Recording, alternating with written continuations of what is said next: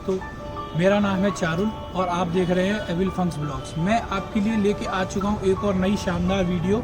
आज मैं आपको एक ऐसी जगह पर लेके आया हूँ, एक ऐसे ऐतिहासिक स्थल पर लेकर आया हूँ जो दरबार है, उसको झंडा साहिब दरबार बोला जाता है। वो श्री गुरु राम राय जी का दरबार है। ये जो स्थान है यह एक दोस्ती का स्मारक बोला जाता है। मुगल कालीन शासक राजा औरंगजेब ने यहाँ पे उदसैन फकीर गुरु राम राय जी के लिए इस स्थान को बनवाया था। आज हम आपको इसको अंदर ले जाके दिखाएंगे और बताएंगे कि इस स्थान के बारे में, इसका पुराना इतिहास आप लोगों के सामने निकाल के आज हम लेके आ रहे हैं अपने चैनल के साथ एविल फंक्स ब्लॉग।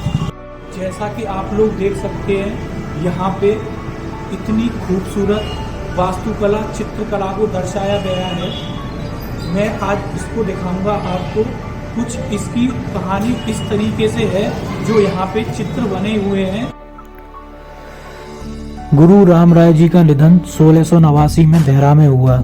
जब गुरु के निधन की खबर औरंगजेब तक पहुंची तो वह दुखी हो गया और उसने अपने दोस्त के सम्मान में एक स्मारक बनाने के लिए कई सारे संसाधनों के साथ कारीगरों को भेजा। मकबरे के दक्षिणी गेट पर 66 फारसी छंदों में गुरु राम राय और औरंगजेब की कहानी अंकित है, जो मुगल सम्राट द्वारा भेजे गए संगमरमर के स्लैब पर भी है।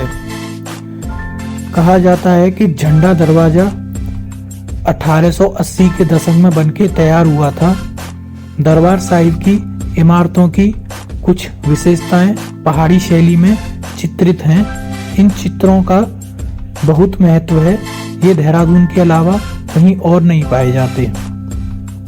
इनको तुलसीराम उर्फ उनको फट्टू शाह के नाम से भी जाना जाता था। उन्होंने यहाँ पे कई सारी चित्रकलाएं भी की हैं।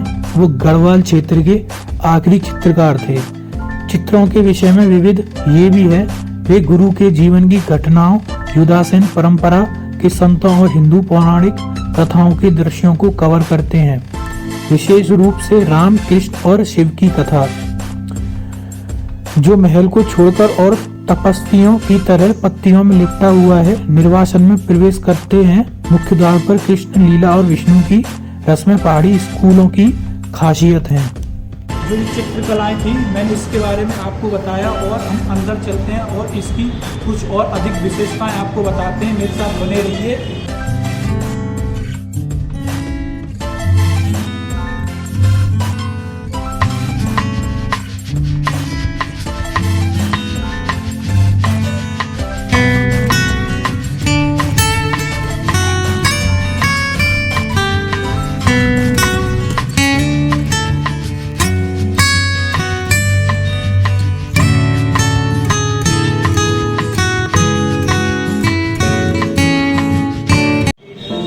जब हम एंट्री लेते हैं तो हमको कुछ इस तरीके का दृश्य दिखाई पड़ता है।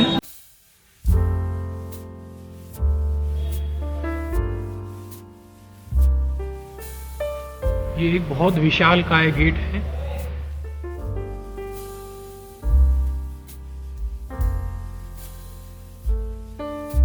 जो आप सामने देख सकते हैं, ये महंतों के रहने के लिए स्थान बनाया गया है।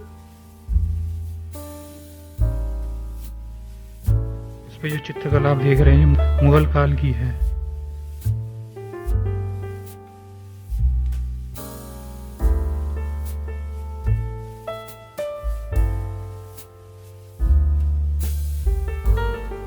जैसा कि आप लोग देख सकते हैं इसकी नक्काशी, ये 300 साल पुरानी है। ये पहाड़ी, मुगल और सिख वास्तुकला को चित्रित किया गया है। इधर ये हॉल है, यहाँ पे बैठने के लिए कुछ इस तरीके से बनाया गया है। मैं अब आपको अंदर लेके जा रहा हूँ और अंदर से इसका नज़ारा देखते हैं। इसका नज़ारा कुछ इस प्रकार है। बने रहिए मेरी वीडियो में।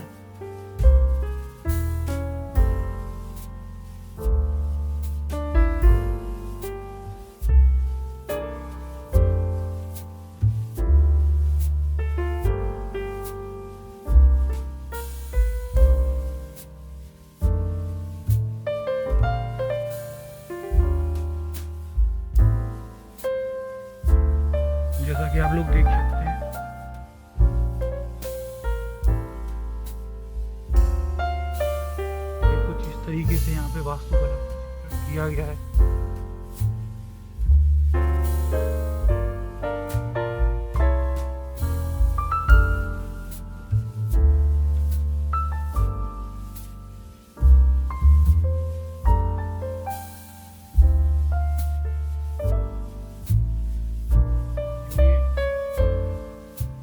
कलाएं हैं उस समय पे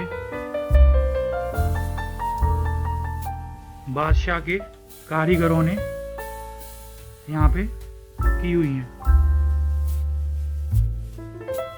जैसा कि आप लोग देख सकते हैं, आज मैं आपको लेके आया हूँ गुरु राम राय जी के दरबार में, और आप जैसा कि मेरे पीछे देख पा रहे हैं, यही उनकी समाधि स्थल है। इसके बारे में कुछ कहानी ऐसी है कि स्वयं देहरादून शहर का नाम ऐतिहासिक तथ्य से लिया गया है। साथ में सिख गुरु हर राय जी के सबसे बड़े पुत्र श्री गुरु राम राय जी। गुरु राम राय जी का जन्म सन 1645 ईस्वी में हुआ था और चैत्रावधी पंचमी को होली के 5वें दिन कीरतपुर में पंजाब जिला रोपड़ में हुआ था। इसीलिए होली के 5 दिन बाद यहाँ पे झंडा रोपड़ होता है। उनकी याद में उनका यहाँ पे जन्मदिन मनाया जाता है। बहुत सारे श्रद्धालु लोग इकट्ठा होते हैं और उस दिन यहाँ पे झंडा जो पुराना वाला होता है उसको बदल के नया झंडा लगाया जाता है।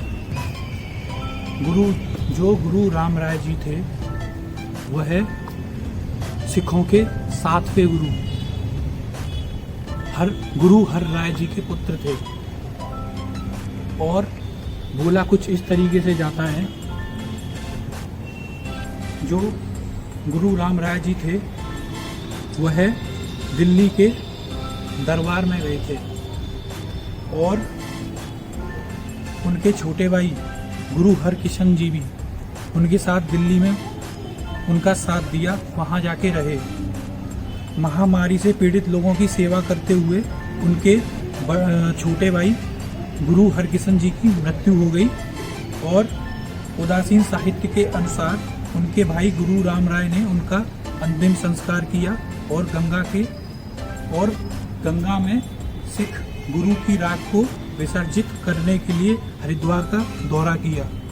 हरिद्वार से वह देहरादून में चले गए। उसके बाद जब गुरु राम राय जी देहरादून आए सन 1676 में, वो देहरादून आने के बाद उन्होंने यहाँ पे अपना डेरा डाला। जब यहाँ पे उन्होंने अपना डेरा डाला था, उसके बाद ही इस शहर का नाम देहरादून पड़ा। स्थानीय किंवदंतियों का कहना है कि मुगल शासक औरंगजेब गुरु राम राय जी की शक्तियों से इतना प्रभावित हुए, इसीलिए उन्होंने गढ़वाल के राजा फतेह शाह को श्री गुरु राम राय जी की हर संभव मदद करने के लिए कहा। प्रारंभ में धामावाला में एक गुरुद्वारा बनाया गया था। दरबार साहिब का वर्तमान भवन निर्माण 1707 में पूरा हुआ।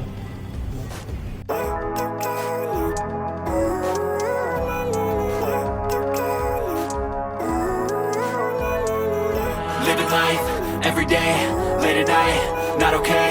All I want, and I pray, all I need are some better days. Fuck me, I'm looking at. जैसा कि आप लोग मेरे साथ देख सकते हैं, ये अंदर में कुछ इस तरीके का पार्क बनाया हुआ है और इस पार्क में गौशाला भी है। और जैसा कि आप लोग ये मेरे सामने देख पा रहे हैं, जो ये एक स्मारक बना हुआ है और ये एक स्मारक बना हुआ है। जो ये वाला स्मारक है,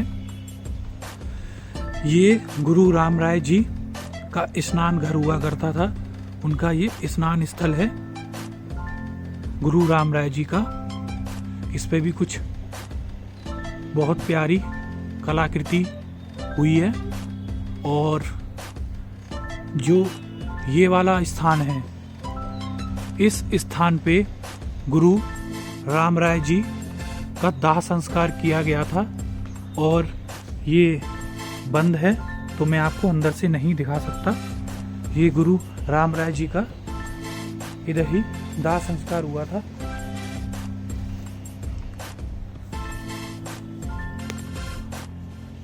यही वो स्थल है तरीके से मैंने आपको ये ऐतिहासिक स्थल दिखाया और इसके बारे में जानकारी दी। ये वाकई बहुत पवित्र स्थान है और यहाँ पे एक बार आपको ज़रूर आना चाहिए जब आप देहरादून आएँ।